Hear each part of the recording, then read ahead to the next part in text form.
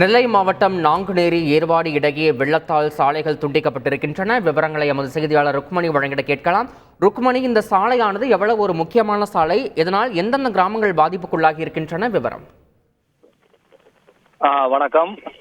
அதாவது கன்னியாகுமரியில் வளியடுக்கு சுழற்சி காரணமாக ஏற்பட்ட கனமழையினால் நேற்று அதிகாலை முதல் தற்போது வரை கனத்த மழை பெய்து வருகிறது. இதன்படி நெல்லை மாவட்டத்தில் பல்வேறு பகுதிகளிலும் வெள்ளப்பெருக்கு ஏற்பட்டுள்ளது.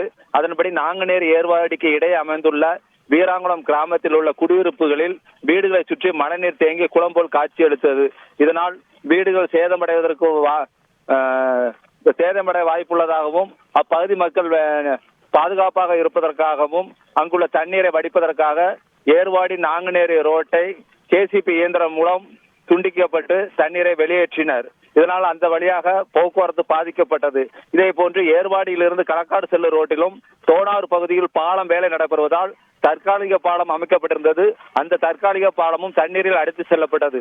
இதே போன்று ஏர்வாடியிலிருந்து திருக்கரங்குடி செல்லும் ரோட்டில் தளவாய்புரத்தில் புதிய பாலம் அமைப்பதற்காக போடப்பட்டிருந்த தற்காலிக பாலமும் தண்ணீரால் அடித்து செல்லப்பட்டது.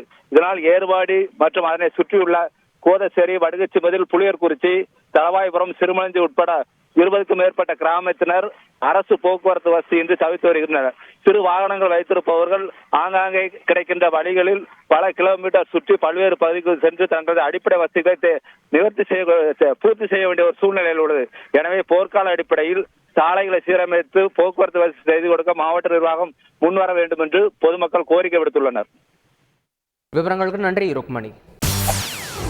செய்திகளை உடனுக்குடன் தெரிந்து கொள்ள உடனே சப்ஸ்கிரைப் பண்ணுங்க.